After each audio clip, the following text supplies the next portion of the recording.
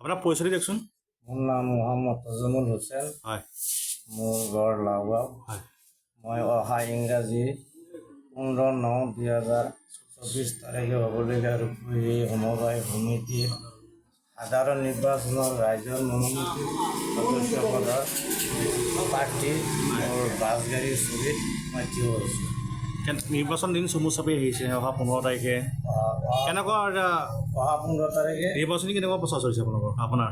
ভাল চলি আছে। হয় যদি মই নিৰ্বাচনত ৰাইজে আঁকোৱালি লৈছে, পিছতে আপুনি ধৰক ৰাইজে মোক ভোট দিয়ে, মই নিৰ্বাচনৰ পাছত যিখিনি সাধাৰণ ৰাইজৰ কাম কাজ কৰিব লাগে, সমস্যাসমূহ আজি ধৰক এটা সমবায়ৰ এটা মেম্বাৰ হ'লে এই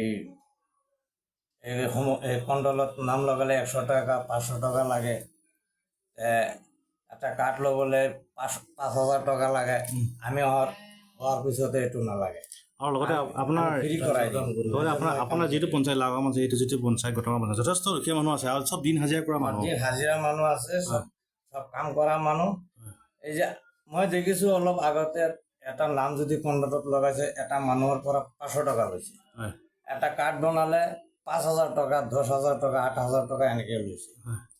মানুহে কৈছে আমিও ৰাইজৰ কাম কৰি আছোঁ, বেলেগ বেলেগ কাম কৰি আছোঁ, ৰাইজৰ লগত আমি চলোঁ।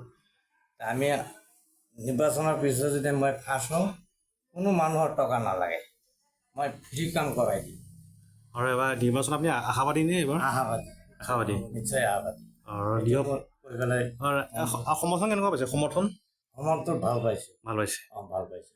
ঠিক আছে, ধন্যবাদ। এনেকৈ কথা কৈ ধন্যবাদ।